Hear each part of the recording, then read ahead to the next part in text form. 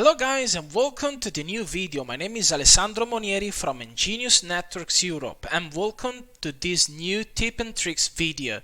Today I want to show you how can you simply configure your switch by the cloud or by the GUI. Let's do that. Okay, in this case both switches that you see now are configured by the cloud. So if you only pass the mouse on the first switch or the second, you can see you can go to the details page.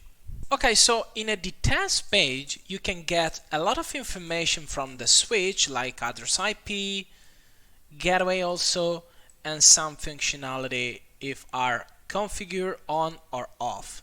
But in this case, as you can see, some of the configuration here are missed, so you cannot do that.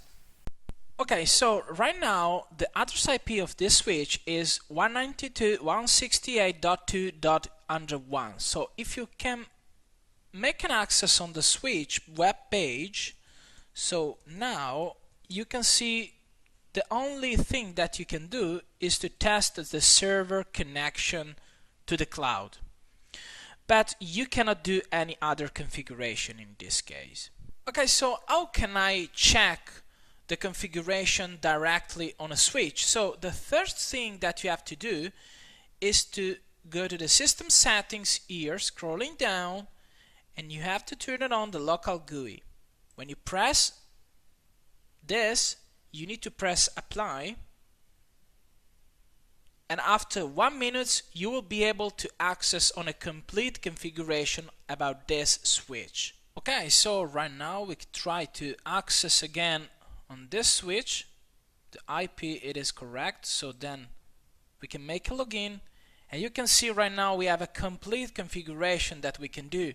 For example, we can turn it on the HCP relay, or also we can try to set up a static route, the ERP settings, or whatever you want. So in this case you can configure the switch also by the web GUI. Keep in mind, for example, if you want to create example a new VLAN here, so we can create an example the VLAN 300, we can say VLAN 300, and we can understand to tag the ports, all ports I will tag. So in this case this VLAN it will be not injected on a switch cloud. So here by the switch you cannot check that we have also the VLAN 300. So this means that if you want to really configure something by the web GUI, is because you cannot find that functionality into the cloud. So example, in this case, if I would like to create a link aggregation, there's no sense to enhance the web GUI because this functionality, link aggregation, it's already here and you can do that directly by the cloud.